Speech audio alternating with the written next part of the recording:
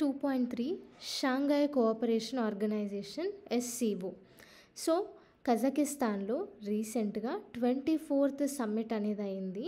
So ఈ సమ్మిట్లో అస్తానా declaration అనేది తీసుకొని వచ్చిర్రు. సో ఈ కజకిస్తాన్ 24th సమ్మిట్లో మన ఇండియన్ ప్రైమ్ మినిస్టర్ అటెండ్ కాలేదు.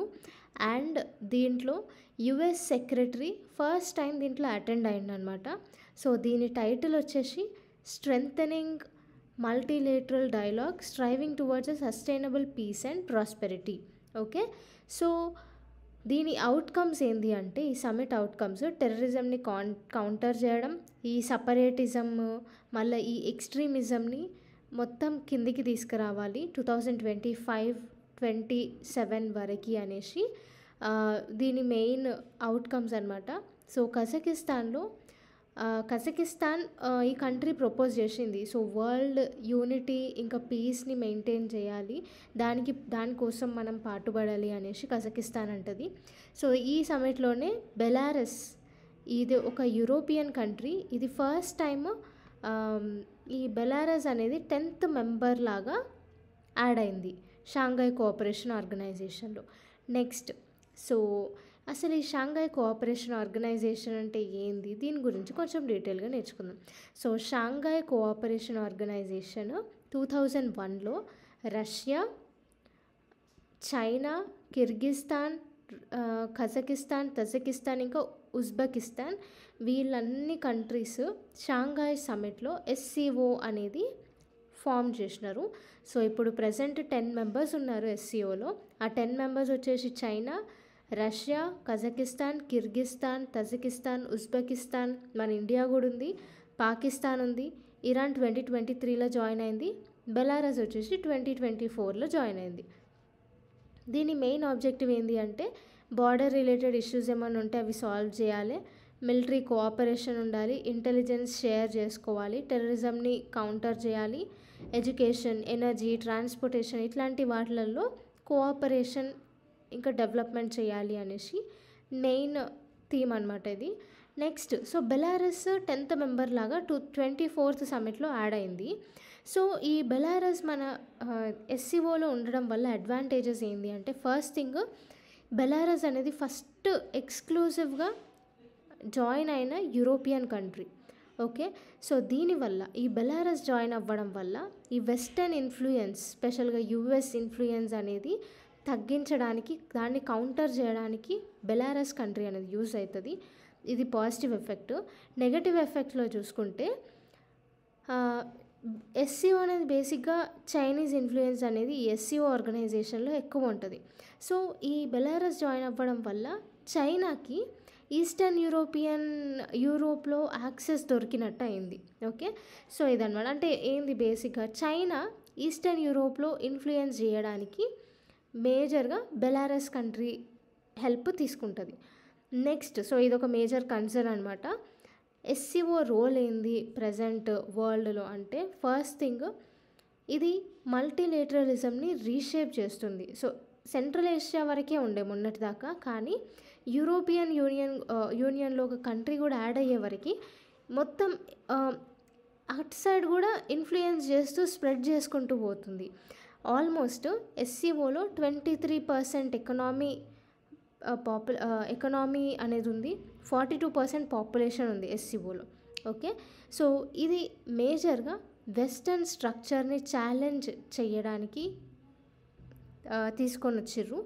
స్పెషల్గా టర్కీ అనేది నాటో మెంబర్ కంట్రీ అయినా, వెస్టర్న్ కంట్రీ అయినా కానీ ఇది SCOలో ఒక డైలాగ్ పార్ట్నర్ లాగా ఉంది, పర్మనెంట్ మెంబర్ లాగా, అంటే ఫుల్ మెంబర్ లాగా ఉండడానికి కూడా చూస్తుంది టర్కీ. ఓకే, నెక్స్ట్, సెక్యూరిటీ ఇష్యూస్ని ఇది అడ్రస్ చేస్తుంది. స్పెషల్గా ఆఫ్ఘనిస్తాన్లో కొన్ని సెక్యూరిటీ ఇష్యూస్ అడ్రస్ చేసింది. కాకపోతే ఆఫ్ఘనిస్తాన్ కాంటాక్ట్ గ్రూప్తోని ఎక్కువ ఇన్ఫ్లుయెన్స్ చేయడం వల్ల, ఎక్కువ ఇన్వాల్వ్ అవ్వడం వల్ల 2005లో SCO క్రియేట్ అయింది కదా. సో కాబుల్లో రీజియనల్ కోఆపరేషన్ కోసం ఆఫ్ఘనిస్తాన్ కాంటాక్ట్ గ్రూప్తోని ఎక్కువ ఇన్వాల్వ్ అయిందనమాట. సో దీనివల్ల ఏమవుతుంది అంటే, చైనీస్ ఇన్ఫ్లుయెన్స్ ఆఫ్ఘనిస్తాన్ పైన కూడా పడింది. సో మన ఇండియాకి థ్రెట్ అనమాట ఎక్కువ. సో ఇదన్నమాట. నెక్స్ట్ ఎస్సీఓలో ర్యాట్స్ అనే ఒక స్ట్రక్చర్ ఉంది, ఒక ఇన్స్టిట్యూట్ ఉంది. ఈ ర్యాట్స్ ఏం చేస్తుంది? ర్యాట్స్ అంటే రీజియనల్ యాంటీ టెర్రరిస్ట్ స్ట్రక్చర్ అనమాట. సో టెర్రరిజంని కౌంటర్ చేయడానికి ఈ ఇన్స్టిట్యూషన్ అనేది తీసుకొని వచ్చారు.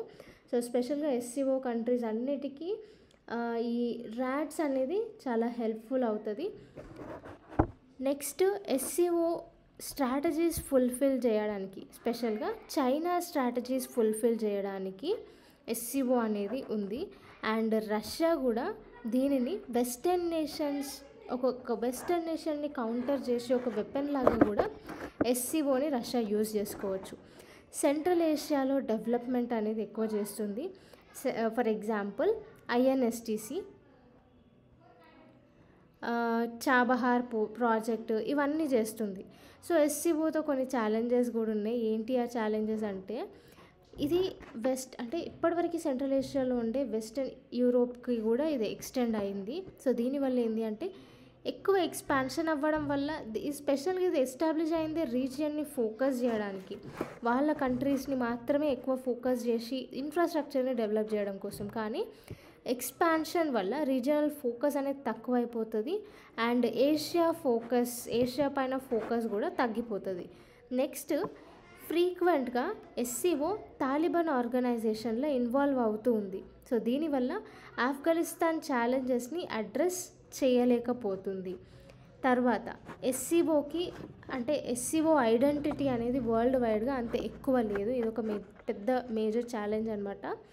సో ఎస్సీఓలో ఉన్న మెంబర్స్, ఎవరా మెంబర్స్? ఎస్సీఓలో మనకి 10 మెంబర్స్ ఉన్నారు కదా, Russia, China, India, Iran, Pakistan, మళ్ళీ ఉజ్బెకిస్తాన్, కజకిస్తాన్. సో ఈ కంట్రీస్ వాటి ఇంట్రెస్ట్ ఉంటాయి కదా, కానీ ఇట్లా డైవర్స్ ఇంట్రెస్ట్ ఉండడం వల్ల ఎస్సీఓ అంత దాని ఫోకస్ చేయలేదు, దాని మెయిన్ ఆబ్జెక్టివ్ పైన ఫోకస్ చేయలేదు అనేసి ఒక పాయింట్. ఎందుకు అంటే పాకిస్తాన్ అనేది టెర్రరిజం సెంటర్. సో ర్యాట్స్ అనేది టెర్రరిజంని కౌంటర్ చేయడానికే ఉంది. సో ఈ కంట్రీస్, ప్రతి ఒక్క కంట్రీ ఇంట్రెస్ట్ ఫుల్ఫిల్ చేయడం అనేది కుదరదు, డైవర్స్ ఇంట్రెస్ట్ ఉన్నాయి. సో దీనివల్ల ఎస్సీఓ దాని మెయిన్ ఆబ్జెక్టివ్ నుంచి మిస్లీడ్ అయ్యే ఛాన్సెస్ కూడా ఉన్నాయి. సో ఇవన్నీ పెద్ద మేజర్ ఛాలెంజెస్. వే ఫార్వర్డ్ చూసుకుంటే, సో ఇండియా అనేది 2017లో ఫుల్ మెంబర్ లాగా జాయిన్ అయిందనమాట ఎస్సీఓలో. సో ఇదనమాట మేజర్గా. సో ఏంది అంటే రీజనల్ ఫోకస్ పైన ఎక్కువ దృష్టి సాధించాలి. నెక్స్ట్ కలెక్టివ్ అప్రోచెస్ పైన ఫోకస్ చేయాలి. ఓన్లీ చైనా ఇష్యూస్నే ఎస్సీఓ ఇష్యూస్ లాగా తీసుకోకుండా అన్ని కంట్రీస్లో ఉన్న డైవర్స్ ఇంట్రెస్ట్ పైన ఫోకస్ చేసి ముందుకు సాగాలి అనేసి వే ఫార్వర్డ్లో ఉంది.